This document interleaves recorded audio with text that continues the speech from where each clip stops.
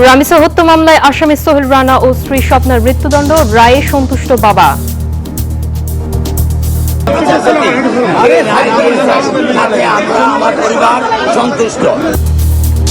উচ্চ আদালতে দ্রুত নিষ্পত্তির আশা।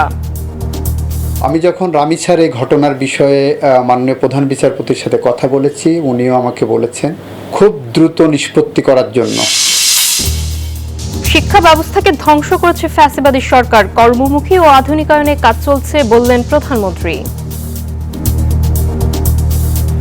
উচ্চ শিক্ষা ব্যবস্থাকে আরো প্রযুক্তি নির্ভর এবং কর্মমুখী করতে বিশ্ববিদ্যালয়ের মধ্যে সমন্বয় বৃদ্ধি, ইন্টার্নশিপ এবং ইন্ডাস্ট্রি একাডেমিয়া লিঙ্কেজ বাধ্যতামূলক করা সম্ভবত এখন সময়ের দাবি। বিকেলে বসছে ত্রয়োদশ সংসদের বাজেট অধিবেশন, বৃহস্পতিবার উত্থাপন করবেন অর্থমন্ত্রী, পাশ হতে পারে 30 জুন।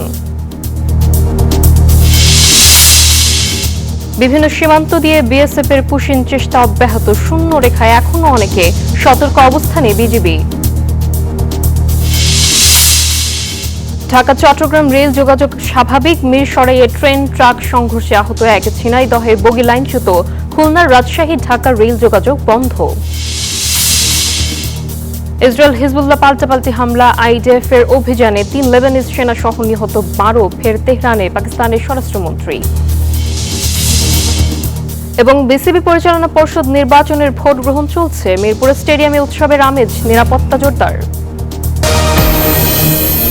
স্বাগত নিউজ 24 সংবাদে, সঙ্গে আছে আমি নাফিসা জামান। দেখছিলেন বিআরবি কেবল সংবাদ শিরোনাম, এবারে বিস্তারিত। রাজধানীর পল্লবীতে শিশু রামিসা আক্তারকে ধর্ষণ ও নৃশংস হত্যার ঘটনায় আসামি সোহেল রানা ও তার স্ত্রী স্বপ্নাকে মৃত্যুদণ্ড দিয়েছেন আদালত। সোহেলকে 5 লাখ ও স্বপ্নাকে 2 লাখ টাকা জরিমানাও করা হয়েছে। ঢাকা মহানগর শিশু সহিংসতা দমন ট্রাইব্যুনালের বিচারক মাস্টুর সালেকিন এ রায় ঘোষণা করেন। রামিসার বাবা সন্তুষ্টির কথা জানিয়ে দ্রুত রায় কার্যকরের দাবি জানান। অ্যাটর্নি জেনারেল জানিয়েছেন দ্রুত আপিল নিশ্চিত করতে কাজ করবে রাষ্ট্রপক্ষ। আর আইনমন্ত্রী উচ্চ আদালতে রায় বহাল থাকার প্রত্যাশা জানিয়েছেন। এদিকে নারী ও শিশু নির্যাতন মামলার শুনানির জন্য আগামী রবিবার থেকে হাইকোর্টে বিশেষ বেঞ্চে হবে বিচার কাজ, জানিয়েছেন প্রধান বিচারপতি জুবায়ের রহমান চৌধুরী। কঠোর নিরাপত্তার মধ্যে রামিসা ধর্ষণ ও হত্যা মামলার আসামি সোহেল রানা ও তার স্ত্রী স্বপ্না খাতুনকে আদালতে নিয়ে আসা হয়। রায় শুনতে আদালতে উপস্থিত ছিলেন রামিসার বাবা আব্দুল হান্নান মোল্লা সহ স্বজনরা। রায়ের পর্যবেক্ষণে বলা হয়, এই অমানবিক অপরাধের উপযুক্ত শাস্তি না হলে আদালত ব্যর্থ হবে। ধর্ষণ শুধু পরিবার নয়, পুরো সমাজকে ব্যথিত করে। তাদের অপরাধ সংশোধনের যোগ্য নয়, তাদের কাছে কোনো শিশু নিরাপদ নয়। রায়ে 2 আসামির মৃত্যুদণ্ডের পাশাপাশি অর্থদণ্ডও দেয়া হয়। রায়ে সন্তুষ্ট রামিসার বাবা দ্রুত ফাঁসি কার্যকরের দাবি জানান।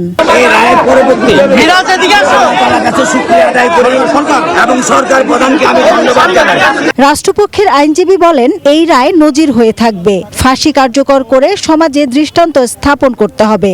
নারী ও শিশু নির্যাতন দমন আইন 2009-এর 2 ধারা এবং 30 ধারায়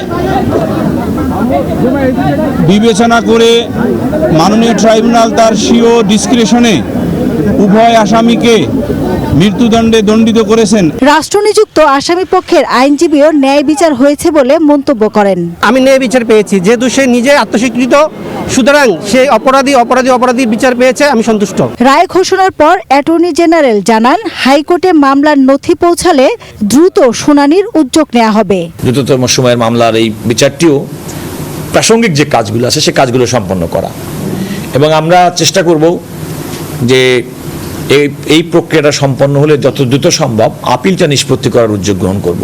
সচিবালয়ে আইনমন্ত্রী বলেন, মামলার রায় দ্রুত কার্যকর করতে আদালতের কাছে অনুরোধ করবে সরকার। খুব দ্রুত নিষ্পত্তি করার জন্য আরো বেশি ফোকাসড সিদ্ধান্ত নেবেন, এবং আমি এই বিষয়টা লেগে থাকব যাতে করে যেগুলো আপনারা বললেন এবং আজকে রামিসা সহ যত দ্রুত সময়ের মধ্যে সম্ভব আমরা এটা নিষ্পত্তি করার চেষ্টা করব। তিনি আরও জানান, সব প্রক্রিয়া শেষ করে আগামী 3 মাসের মধ্যে রায় কার্যকর করা সম্ভব হতে পারে। শিশু রামিসার সাথে ঘটা নৃশংসতা কেবল একটি পরিবারের স্বপ্নভঙ্গ নয়, চেনা সমাজের বুকে এক মস্ত বড় ক্ষত। ঘটনার ১৯ দিনের মাথায় ট্রাইব্যুনালের রায় ঘোষণা দেশের বিচার ব্যবস্থায় এক অনন্য নজির হয়ে থাকবে।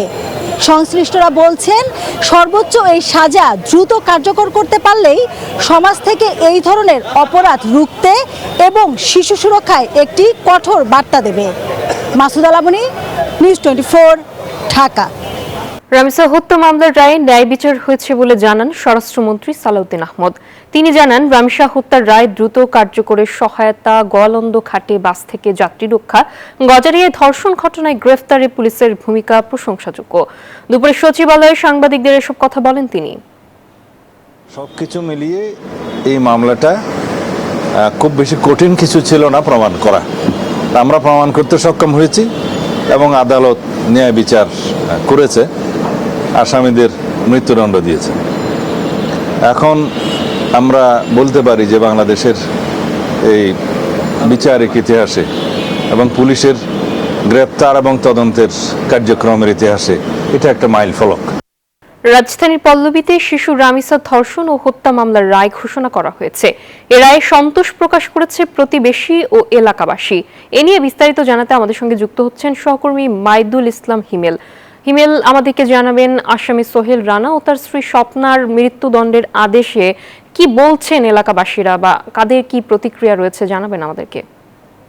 জি নাফিসা, আমি এই মুহূর্তে রয়েছি রামিসার যে বসবাস ছিল সেই বাসভবনের ঠিক সামনেই অবস্থান করছি এবং এখানে কিন্তু রামিসার হত্যার যে মামলার রায়টি প্রদান করা হয়েছে, এই সর্বোচ্চ রায় মৃত্যুদণ্ড প্রদানে কিন্তু এলাকাবাসী যারা রয়েছে, প্রতিবেশী যারা রয়েছে, তারা সে প্রতিবেশীরা, পাড়া প্রতিবেশীরা কিন্তু করছেন এবং তাদের মতে কিন্তু যদি রায়টিকে দ্রুত বাস্তবায়ন করা সম্ভব হয় তাহলে কিন্তু ভবিষ্যতের জন্য এটি একটি দৃষ্টান্ত হয়ে থাকবে যে বিচার প্রক্রিয়া সঠিকভাবে সম্পন্ন হয়েছে। সেক্ষেত্রে একটি উদাহরণ সৃষ্টি হয়ে থাকবে যেন ভবিষ্যতে কেউ এই ধরনের কাজ করতে না পারে এবং শিশুদের সুরক্ষার ক্ষেত্রেও এই মামলার রায়টি বাস্তবায়ন হলে সেটি অত্যন্ত উপকারী হয়ে থাকবে শিশুদের সুরক্ষা নিশ্চিত করার জন্য। এবং 8 বছরের শিশু রামিসাকে ধর্ষণের পর হত্যা যে করা হয়েছে সেখানে কিন্তু প্রধান আসামি সোহেল রানা এবং তার স্ত্রী স্বপ্না আক্তারকে কিন্তু মৃত্যুদণ্ড প্রদান করা হয়েছে এবং আজ কিন্তু যে মামলার রায়টি প্রদান করা হয়েছে সেই মামলার পরে কিন্তু এলাকাবাসীর মধ্যে অনেক উচ্ছ্বাস লক্ষ্য করা গেছে এবং এই মামলার মধ্যে কিন্তু 18 জনের মধ্যে কিন্তু 16 জনের কিন্তু সাক্ষ্য গ্রহণ করা হয়েছে এবং আমরা কিন্তু রামিসার ঠিক বাসভবনের পাশেই রামিসার স্কুলেও শিক্ষকদের সাথে এবং রামিসার যে সহপাঠীরা ছিল তাদের সাথে কথা বলেছি। তারাও কিন্তু এই রায় কিন্তু সন্তোষ প্রকাশ করেছে, এই রামিসার হত্যার মামলার রায় যে মৃত্যুদণ্ড প্রদান করা হয়েছে এবং তারা সর্বোচ্চ রায়ের কিন্তু দ্রুত বাস্তবায়ন চাচ্ছে। তো এই ছিল আমার কাছে রাজধানীর পল্লবী থেকে সবশেষ সংবাদ, রামিসা হত্যা সবশেষ সংবাদ। ফিরে যাচ্ছি স্টুডিওতে। নাফিসা। জি হিমেল, ধন্যবাদ আপনাকে আমাদের সঙ্গে যুক্ত হওয়ার জন্য। রামিসা হত্যা মামলার বিচার কাজ হয়তো আরও এমন অনেক মামলার কাজ এগিয়ে নিতে উদাহরণ হয়ে উঠবে বলে মনে করছেন সংশ্লিষ্টরা। এমনই আরেকটি ঘটনা ঘটেছিল চট্টগ্রামের সীতাকুণ্ডে। 8 বছর বয়সী শিশু জান্নাতুল নাইমা ইরাকে ধর্ষণের পর হত্যা করা হয়। সে ঘটনার 3 মাসেও দেয়া হয়নি চার্জশিট। ডিএনএ রিপোর্টেও মিলেছে গ্রেফতার থাকা বাবু শেখের বিরুদ্ধে ধর্ষণের প্রমাণ। আইনজীবীরা বলছেন দোষীর সর্বোচ্চ শাস্তি আশা করছেন তারা। আবু জাবেদের ক্যামেরায় নয়ন বুড়া জয়ের তথ্যে ডেস্ক রিপোর্ট। চোখের কোণে জল আর ভেতরে সন্তান হারানোর আর্তনাদ। এভাবেই প্রতিনিয়ত সন্তানের ছবি হাতে নিয়ে বিলাপ করে কান্না করছে মা। 2026 সালের মার্চে চট্টগ্রামের সীতাকুণ্ডে গহীন জঙ্গলে নৃশংস হত্যাকাণ্ডের শিকার হয় 7 বছর বয়সী শিশু জান্নাতুল নিসা ইরা। চকলেটের লোভ দেখিয়ে অপহরণ, পাশবিক নির্যাতন ও ধর্ষণের পর গলা কেটে হত্যা করা হয় তাকে। এই ঘটনার একদিনের মাথায় অভিযুক্ত বাবু শেখকে গ্রেফতার করলেও 3 মাসেও দেয়া হয়নি পুলিশের চার্জশিট। কোনো কিছু সুবিচারও পাই নাই, আমার মেয়েটার সুবিচারও পাই না, কোনো কিছু পাই নাই। ও বসে বসে আরো কি আরামে বসে রয়েছে, আমার মেয়েটা দুনিয়ার থেকে চলে গেছে। আর আপনার কাছে আর কিছু হাসি চাই, আর নাতিনের হাসি চাই। এদিকে চার্জশিট বিলম্বের কারণে এমন গুরুত্বপূর্ণ মামলার গতি থেমে যাচ্ছে বললেন পিপি। মামলা গ্রহণ করা, মামলার অভিযোগ গঠন করা এবং অভিযোগের পরে সমন ইস্যু করার পরে সমন অনুযায়ী সাক্ষীকে আনা, এই যে দীর্ঘ প্রক্রিয়া, এটার জন্য বিলম্বিত হয়ে যায়। চলতি মাসের যে কোনো সময় চার্জশিট দেয়া হবে বলে দায়সারা জবাব পুলিশের এই কর্মকর্তার। যথাসময়ে তদন্ত শেষ হচ্ছে, কারণ এই মামলাটি রুজু হয়েছিল মার্চ মাসে। আমরা অল্প সময়ের মধ্যেই চার্জশিট দিতে পারছি বলে আমি মনে করি। আইনজ্ঞরা বলছেন এই ঘটনার সাক্ষী প্রমাণ ঠিক থাকলে সর্বোচ্চ শাস্তি হতে পারে মৃত্যুদণ্ড। সাক্ষী সবুত দিয়ে যদি আমরা প্রমাণ করতে পারি যে সে নির্দিষ্ট সময় দোষী, সেই দোষী তার সর্বোচ্চ শাস্তি মৃত্যুদণ্ড হতে পারে। দেশে সুশাসন নিশ্চিত না হলে এমন অপরাধ প্রবণতা আরও বাড়বে বলে শঙ্কা সুশীল সমাজের প্রতিনিধিদের। এটা হচ্ছে সমাজের কাছে এই অপরাধগুলিকে সহনীয় পর্যায়ে নিয়ে আসা হয়েছে এবং এই সংস্কৃতিটা আমাদের সমাজে এখন বিরাজ করছে এবং এই সংস্কৃতি যদি বেরোতে না পারি এবং সুশাসন যদি দৃশ্যমান করতে না পারি তাহলে ধর্ষণ থামানো সম্ভব না। সন্তান হত্যার বিচার পাবে কিনা তা নিয়ে শঙ্কায় দিন কাটছে পরিবারটির। Desk report, news 24। ঝুলে আছে কুমিল্লার বহুল আলোচিত কলেজ ছাত্রী সোহাগী জাহান তনু হত্যা মামলাও। দীর্ঘ 10 বছরে উদ্ঘাটন হয়নি হত্যার রহস্য। তবে তদন্তে নতুন অগ্রগতির কথা জানিয়েছে পিবিআই। 4 সন্দেহভাজনকে দ্রুত গ্রেফতারের দাবি জানিয়েছেন তনুর পরিবার। এইচ.এম. মহিউদ্দিনের তথ্যচিত্রের ডেস্ক রিপোর্ট। 10 বছর পর হলেও কুমিল্লা ভিক্টোরিয়া সরকারি কলেজের ইতিহাস বিভাগের ছাত্রী সোহাগী জাহান তনু হত্যা মামলার সত্য আংশিক প্রকাশ্যে এসেছে। তদন্তে নতুন তথ্য পেয়েছে পিবিআই। তনুর পোশাক থেকে সংগ্রহ করা নমুনার ডিএনএ পরীক্ষায় আরও এক পুরুষের ডিএনএর উপস্থিতি শনাক্ত হয়েছে বলে জানিয়েছে তদন্তকারী সংস্থাটি। সম্প্রতি কয়েকজন সন্দেহভাজনের নাম আদালতে দাখিল করেছে পিবিআই। এর মধ্যে অবসরপ্রাপ্ত সার্জেন্ট জাহিদুজ্জামানের নামও রয়েছে। সঠিক তদন্তের মাধ্যমে দোষীদের শনাক্ত করে বিচারের আওতায় আনার দাবি তনুর বাবা ইয়ার হোসেনের। 11 বছর পর দেখলাম, কাঠগড়াত দেখলাম, 7 দিনের রিমান্ড চাইল। আমিও বিচার চাই, দেশবাসীও এটার জন্য বিচার চাই। এদিকে অন্যতম সন্দেহভাজন আসামি সেনাবাহিনীর অবসরপ্রাপ্ত senior warrant officer Hafizur Rahman গ্রেফতার হওয়ার পর ফরেনসিক রিপোর্ট দেয়া চিকিৎসক ডাক্তার কামাদা প্রসাদ সাহা বিদেশে পালানোর চেষ্টা করেছেন বলে অভিযোগ উঠেছে। ফরেনসিক রিপোর্টে আসামিদের বাঁচানোর অপচেষ্টা করেছেন বলেও অভিযোগ তনুর পরিবারের। আশা করি যে কষ্ট করছি বেজন যে বিচারটা পামু, যে আমার মেয়ের এমনি করছে তারও তো ফাঁসি চাই। মামলার তদন্ত কর্মকর্তা জানান আদালত জাহিদুজ্জামানের ডিএনএ নমুনা সংগ্রহের অনুমতি দিয়েছেন। পাশাপাশি তার বিরুদ্ধে গ্রেফতারি পরোয়ানা জারিরও আবেদন করা হয়েছে। হত্যাকাণ্ডের পর থেকেই অদৃশ্য শক্তি মামলাটির তদন্ত কার্যক্রমে বাধা হয়েছিল। এবার অন্তত মামলায় অদৃশ্য বাধা দেখতে চান না এই আইনজীবী।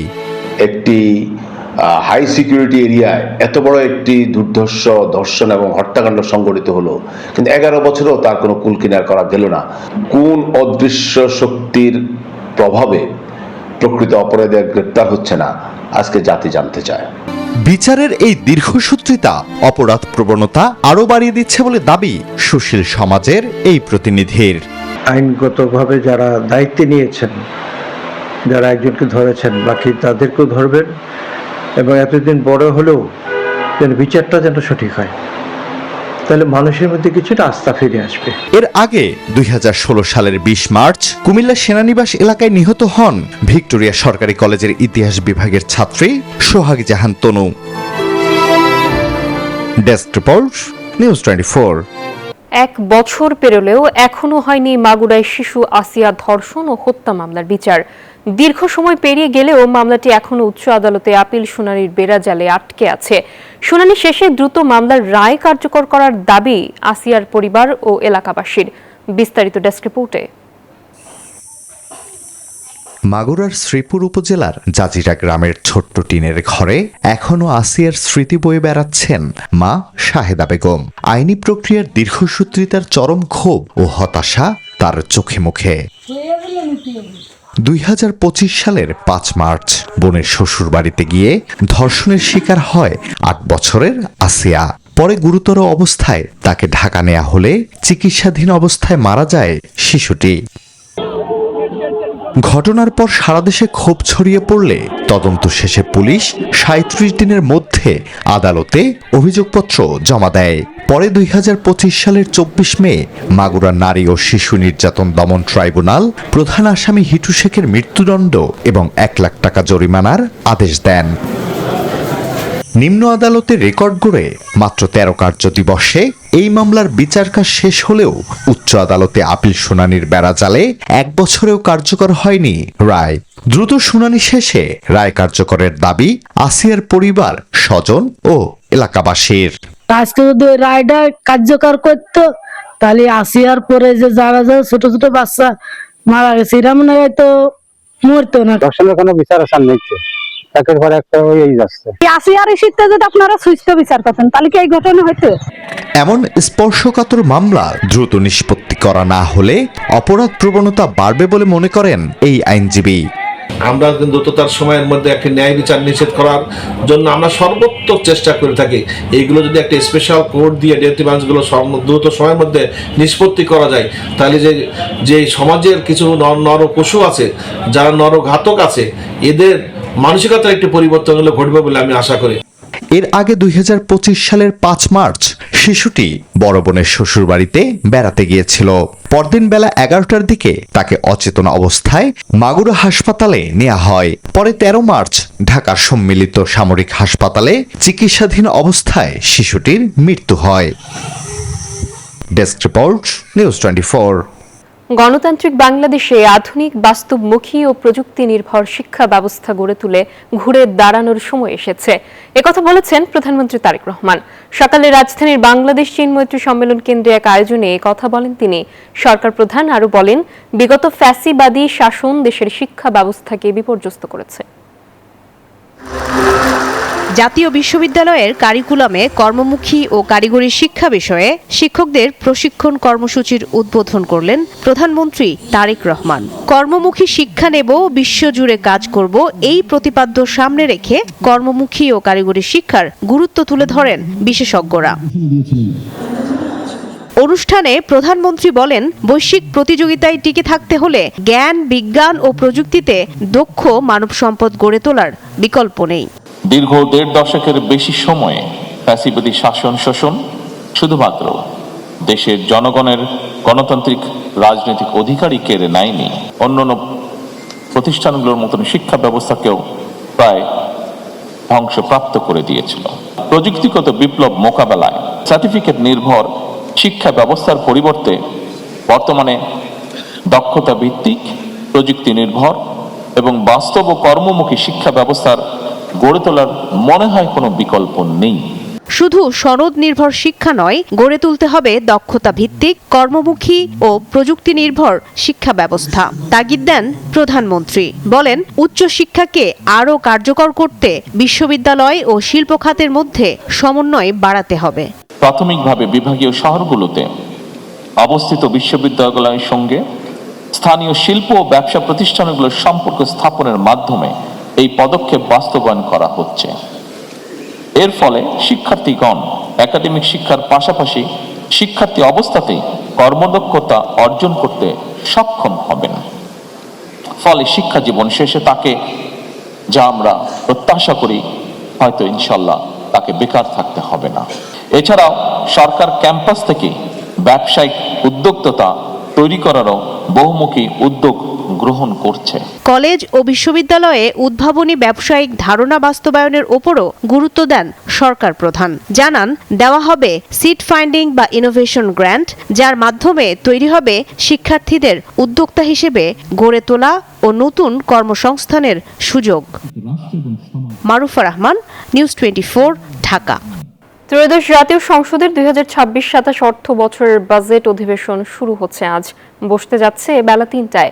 প্রধানমন্ত্রী তারেক রহমানের মন্ত্রিসভার সামনে সরকারের আয় ব্যয়ের হিসাব মেলানোর প্রথম চ্যালেঞ্জ। এটি চলতি সংসদের প্রথম বাজেট অধিবেশন।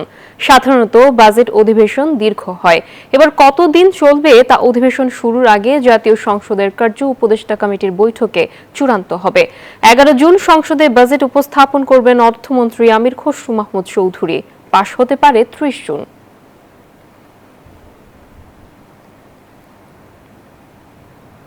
দর্শক, এ বিষয়ে বিস্তারিত জানাতে সংসদ ভবন থেকে যুক্ত হচ্ছেন আমাদের সহকর্মী সাইফুল ইসলাম। সাইফুল, আমাদেরকে জানাবেন অধিবেশন নিয়ে আপনার কাছে এই মুহূর্তে কি কি তথ্য আছে? নাফিজা সরকারের প্রথম বাজেট অধিবেশন আজকে শুরু হয়েছে এবং আগামী 11 জুন আনুষ্ঠানিকভাবে প্রস্তাবিত বাজেট পেশ করবেন সরকারের অর্থমন্ত্রী আমির খসরু মাহমুদ চৌধুরী। এবং ইতিমধ্যেই কিন্তু আমরা যেটি ধারণা পেয়েছি আগামী যে বাজেট আসছে সেই বাজেটটি কিন্তু একটু বড় আকারের বাজেট আসবে এবং সেটি 9,38,000 কোটি টাকার বাজেট এবং গত বছরের তুলনায় সেটি কিন্তু 1,48,000 কোটি টাকা বেশি বাজেট কিন্তু দেওয়া হচ্ছে এবং সেটি আসলে শতাংশ যদি ধরি সেটি 19% বেশি কিন্তু এবারের বাজেট দেওয়া হচ্ছে। এবং এই বাজেটের লক্ষ্য হিসেবে কিন্তু অর্থমন্ত্রী আগেই জানিয়েছেন যে বর্তমান যে মুদ্রাস্ফীতি রয়েছে সেটি কমিয়ে আনা এবং বিনিয়োগ বাড়ানো, পাশাপাশি সরকারের যেসব সামাজিক নিরাপত্তা বেষ্টনী রয়েছে সেগুলো কিন্তু শক্তিশালী করতে চায় সরকার এবং সে লক্ষ্যে সরকার কাজ করছে। এবং অর্থমন্ত্রী আমির খসরু মাহমুদ চৌধুরী তিনি ইতিমধ্যেই কিন্তু জানিয়েছেন যে আগামী যে বাজেটটি হবে সেই বাজেটটি বাংলাদেশের প্রত্যেকটি মানুষের কথা চিন্তা করে সেই বাজেটটি কিন্তু দেওয়া হবে এবং সেই বাজেটের মাধ্যমে যে ভঙ্গুর অর্থনীতি এবং যে পিছিয়ে পড়া অর্থনীতি এবং গত 15 বছর আওয়ামী লীগের শাসনামলে যে লুটপাট হয়েছে, বিদেশে অর্থ পাচার হয়েছে, সে কারণে দেশের যে অর্থনীতির যে নাজুক অবস্থা সেটি থেকে কিন্তু তারা কিন্তু অর্থনীতিকে পুনরুদ্ধার করতে চান এবং অর্থনীতিকে সব মানুষের জন্য কিন্তু একটি সমান সুযোগের ব্যবস্থা সেটি কিন্তু নিশ্চিত করতে চান সরকার। সেই লক্ষ্যেই কিন্তু এই বাজেটটি দেওয়া হবে এবং এই বাজেটটি আসলে 11 জুন দেওয়ার পর মূলত 16 জুন এই প্রস্তাবিত বাজেটের উপর সংসদে আলোচনা শুরু হবে এবং 30 জুনের মধ্যে কিন্তু বাজেটটি পাশ করতে হবে। সেটি কিন্তু ইতিমধ্যেই সংসদের যে চিফ হুইপ নুরুল ইসলাম মনি তিনি সেটি কিন্তু জানিয়েছেন এবং এই বাজেট অধিবেশনে সরকারের পাশাপাশি বিরোধী দল তারা কিন্তু অংশ নেবে এবং বিরোধী দল তারা কিন্তু এই বাজেটের যে সার্বিক যে বিষয়গুলো সেই বিষয়গুলো যেগুলোতে আসলে তাদের পছন্দ হবে না বা যেগুলো আসলে তারা সরকার মানুষের কল্যাণের জন্য হবে না সেই বিষয়ে তারা কিন্তু আসলে কথা বলবেন সেটিও কিন্তু বিরোধী দল জানিয়েছেন। সব মিলে যেটি বলা চলে আজকে যে বাজেটের অধিবেশন শুরু হচ্ছে সেই অধিবেশনটি আসলে মূলত 11 জুন বাজেট দেওয়া হবে এবং সেই বাজেট দেওয়ার পরে আসলে মূলত বোঝা যাবে আসলে সরকার কোন পথে হাঁটছে এবং সরকার আগামী দিনে মানুষের কল্যাণের জন্য কী ধরনের পদক্ষেপ এবং কোন খাতে আসলে বাজেট বেশি বরাদ্দ দেওয়া হবে সেই বিষয়টি কিন্তু জানা যাবে। এই ছিল আমার কাছে জাতীয় সংসদ থেকে সর্বশেষ। জি সাইফুল, ধন্যবাদ আপনাকে আমাদের সঙ্গে যুক্ত হবার জন্য। ডেঙ্গু মোকাবেলায় সবাইকে সচেতন হওয়ার আহ্বান জানিয়েছেন স্বাস্থ্যমন্ত্রী সরদার মোহাম্মদ শাখাওয়াত হোসেন। সকালে বাংলাদেশ মেডিকেল ইউনিভার্সিটিতে আয়োজিত ডেঙ্গুর চিকিৎসাগত ব্যবস্থাপনা কর্মশালায় একথা জানান তিনি বলেন রোগীদের সুচিকিৎসা নিশ্চিত করতে হবে। স্বাস্থ্যমন্ত্রী আরও জানান জলে, স্থলে, ছাদে 3টি স্থানেই সমান নজর রাখতে হবে। এ কাজে সিটি কর্পোরেশনগুলোকে গুরুত্বপূর্ণ ভূমিকা রাখতে হবে।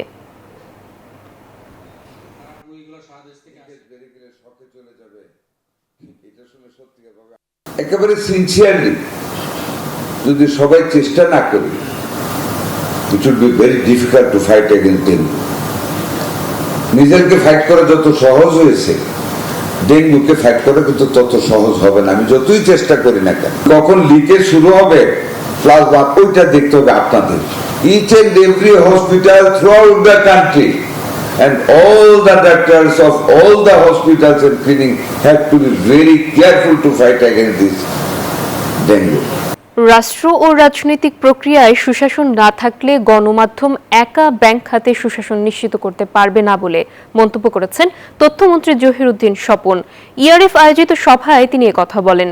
ব্যাংকিং খাতে সুশাসন প্রতিষ্ঠায় গণমাধ্যম গুরুত্বপূর্ণ ভূমিকা রেখেছে বলেও মন্তব্য করেন মন্ত্রী। তিনি আরও বলেন অর্থনৈতিক শৃঙ্খলা ও জবাবদিহিতা নিশ্চিত করতে গণমাধ্যমকে আরও সক্রিয় হতে হবে। তিনি অভিযোগ করেন অতীতে ভুল পরিসংখ্যান দিয়ে অর্থনীতির তথ্য বিকৃত করা হয়েছে। সভায় বক্তারা বলেন দেশের সামগ্রিক অর্থনীতির জন্য ব্যাংকিং খাতের সুশাসন গুরুত্বপূর্ণ। রাষ্ট্র যদি সুশাসন নিশ্চিত না করতে পারে বা সমাজ যদি না পারে, রাজনৈতিক প্রক্রিয়া যদি না পারে, তাহলে শুধু বিচ্ছিন্ন বিক্ষিপ্তভাবে গণমাধ্যমের উপস্থিতির কারণে একটা সুন্দর ব্যাংকিং খাতে সুশাসন বিরাজ করবে এটা তো আশা করা যায় না। চাইলেই আমি আমার মতো করে ব্যালেন্স শিট দিতে পারি ভালো, চাইলেই আমি এটাকে পারফরমেন্স চেঞ্জ করতে পারি, চাইলেই আমি স্ট্যাটিস্টিক্স চেঞ্জ করতে পারি, চাইলেই আমি ইনফরমেশন চেঞ্জ করতে পারি, এটা তো হতে পারে না। দেশের বিভিন্ন সীমান্তে বিএসএফ এর পুশিনের চেষ্টা অব্যাহত রয়েছে। এক সীমান্তে ব্যর্থ হয়ে অন্য সীমান্তে নতুন করে চেষ্টা চালানো হচ্ছে বলে অভিযোগ উঠেছে। তবে বিজিবির কড়া নজরদারি এবং স্থানীয়দের সতর্কতার কারণে ব্যর্থ হচ্ছে এসব পুশিন চেষ্টা। প্রতিনিধিদের পাঠানো তথ্যচিত্রের ডেস্ক রিপোর্ট। বিএসএফ এর পুশিনের চেষ্টা ঘিরে দেশের বিভিন্ন জেলার সীমান্তে উত্তেজনা বাড়ছেই। রোববার ভোররাতে লালমনিরহাটের পাটগ্রাম সীমান্তে বেশ কয়েকজনকে পুশিনের চেষ্টা করে বিএসএফ। এ সময় পানবাড়ি বিওপির 810 নং মেইন পিলারের কাছে গোলাডাঙ্গা গেট খোলার শব্দ শুনে ঘটনাস্থলে যায় বিজিবি সদস্যরা। বাংলাদেশ বর্ডার গার্ডের উপস্থিতি টের পেয়ে পুশিনের জন্য অপেক্ষমান ব্যক্তিদের নিয়ে ভারতের অভ্যন্তরে চলে যায় বিএসএফ। পাটগ্রামের শ্রীরামপুরে এক ব্যক্তিকে পুশিনের চেষ্টা করলে উত্তেজনা ছড়িয়ে পড়ে। পুশিন ঠেকাতে কঠোর অবস্থানে রয়েছে বিজিবি ও স্থানীয়রা। গেল দুদিন ধরে পঞ্চগড়ের বড়বাড়ি সীমান্তের শূন্যরেখায় অবস্থান করছে 10 জন। তবে অবৈধ অনুপ্রবেশ রোধে তৎপর বিজিবি ও এলাকাবাসী। কি কারণে ওরা বের করে দিছে বা কি কারণে ওরা এদিকে আসছে সেটা তো আমরা বলতে পারবো না। এরা যদি বাংলাদেশের নাগরিক হইতো হয় বা বাংলাদেশে তাদেরকে এইরকম আগে গেছে বা এরকম ওদের ওই দেশে কোনো নাগরিকত্ব নাই, তাহলে ঠিক হইতো। পুশিন ঠেকাতে সিলেট সীমান্তেও নিরাপত্তা ও নজরদারি বাড়িয়েছে বিজিবি। জনসচেতনতা বাড়াতে সীমান্ত এলাকায় নিয়মিত মাইকিংও করা হচ্ছে। অবৈধ অনুপ্রবেশ রোধে নেত্রকোনা ও চাঁপাইনবাবগঞ্জ সীমান্ত এলাকায় লোকবল ও টহল বৃদ্ধি করেছে বিজিবি। Desk report, news 24। বিভিন্ন সীমান্ত পরিস্থিতি জানাতে আমাদের সঙ্গে যুক্ত হচ্ছেন আমাদের সহকর্মীরা। শুরুতে যাচ্ছে লালমনিরহাটে, সেখানে রয়েছেন আমাদের সহকর্মী রবিউল হাসান। রবিউল, আমাদেরকে জানাবেন কি অবস্থা সীমান্তে আপনি দেখতে পাচ্ছেন? নতুন করে পুশিনের কোনো চেষ্টা করেছে কিনা বিএসএফ?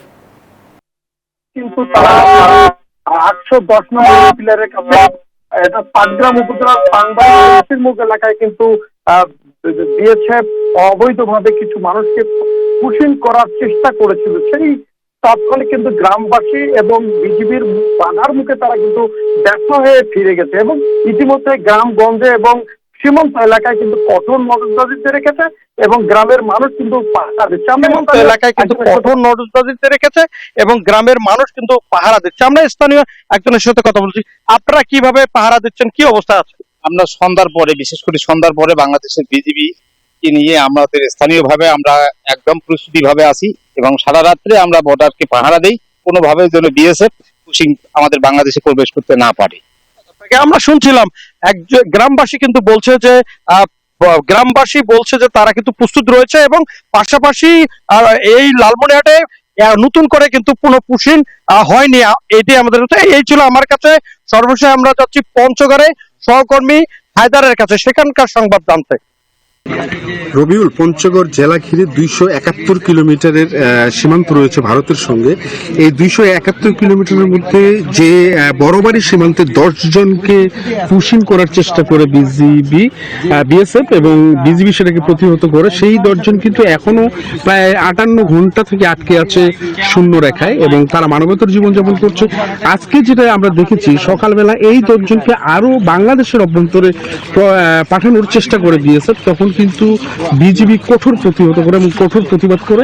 তখন কিন্তু বিজিবি এবং বিএসএফ এর মধ্যে একটা উত্তেজনা পরিস্থিতি বিরাজ করছে, আমরা যেটা লক্ষ্য করছি। এবং তারা দুপক্ষই কিন্তু এক ধরনের একটা সাময়িক প্রস্তুতি নিয়ে রয়েছে এবং তাদের মধ্যে বেশ কয়েকবার আলোচনাও হয়েছে, আমরা লক্ষ্য করেছি। কিন্তু আলোচনা আসলে ঠিক ফলপ্রসূ জায়গায় আসলে পৌঁছাতে পারেনি। কিন্তু এদিকে এই 10 জন কিন্তু মানবতার জীবনযাপন করছে।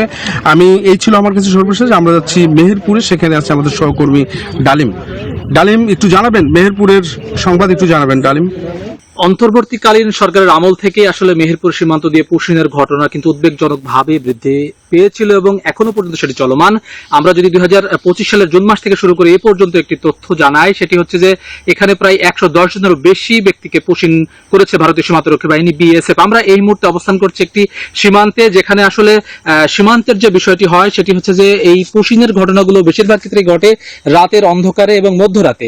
যে ঘটনাটি মেহেরপুরের তেঁতুলবাড়ির সীমান্তে ঘটেছে গত শুক্রবার রাতে, যাকে 7 জনকে পুশিং করার চেষ্টা করা হলে ওই রাত্রেই একজনকে ফিরিয়ে নেয়। পরবর্তীতে আজকে সকালে দীর্ঘক্ষণ তারা নোম্যান্স ল্যান্ডে থাকার পরেও বিজিবির এবং স্থানীয় জনগণের তৎপরতায় প্রতিরোধের মুখে তারা কিন্তু আজকে সকালে, যেটা আমরা জানতে পেরেছি, 47 বিজিবির সিও মহোদয়ের সাথে কথা বলেছি আমরা, সেখানে জানতে পেরেছি তারা ওই 6 জন ব্যক্তিকে যারা আটকে ছিল সীমান্তে তাদেরকে বিএসএফ ফেরত নিয়েছে।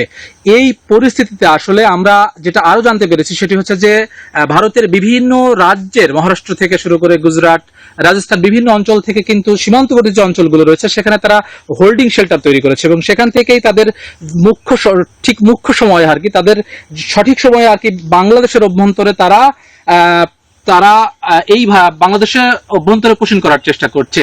এই ছিল সীমান্ত কেন্দ্রিক সর্বশেষ পরিস্থিতি। আমরা ফিরে যাচ্ছি স্টুডিওতে নাফিসার কাছে। এবার যুদ্ধবিরতি লঙ্ঘন করে লেবাননের সেনাদের উপরও আগ্রাসন চালালো ইসরায়েলি বাহিনী।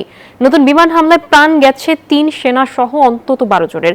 একে সার্বভৌমত্বের সুস্পষ্ট লঙ্ঘন বলে আখ্যা দিয়েছেন লেবাননের প্রেসিডেন্ট। অন্যদিকে মধ্যপ্রাচ্যে স্থিতিশীলতা প্রতিষ্ঠায় যুক্তরাষ্ট্রের সদিচ্ছার অভাব রয়েছে বলে মন্তব্য করেছে ইরান। এই পরিস্থিতিতে ফের তেহরান সফরে গেছেন পাকিস্তানের স্বরাষ্ট্রমন্ত্রী।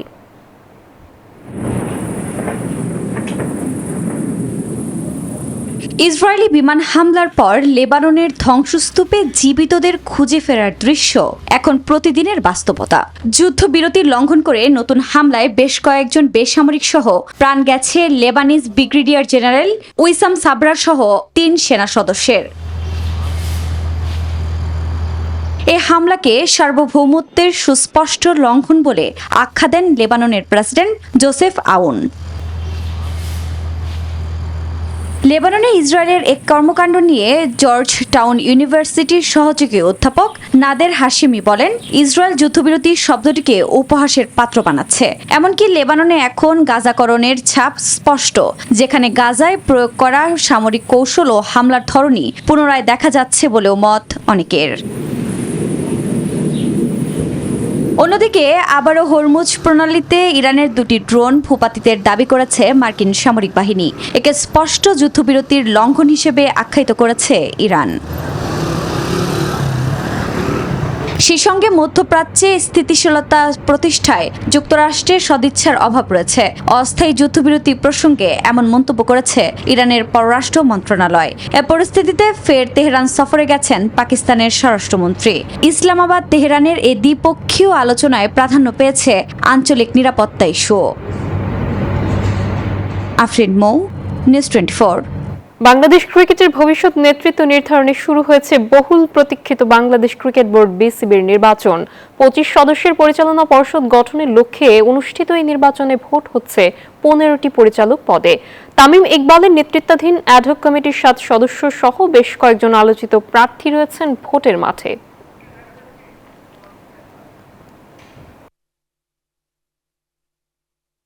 দর্শক, বাংলাদেশ ক্রিকেট বোর্ডের পরিচালনা পর্ষদ নির্বাচনের ভোট গ্রহণ তো চলবে বিকেল 4টা পর্যন্ত। আর এই বিষয়ে বিস্তারিত জানাতে আমাদের সঙ্গে যুক্ত হচ্ছেন সহকর্মী শুভ দেবনাথ।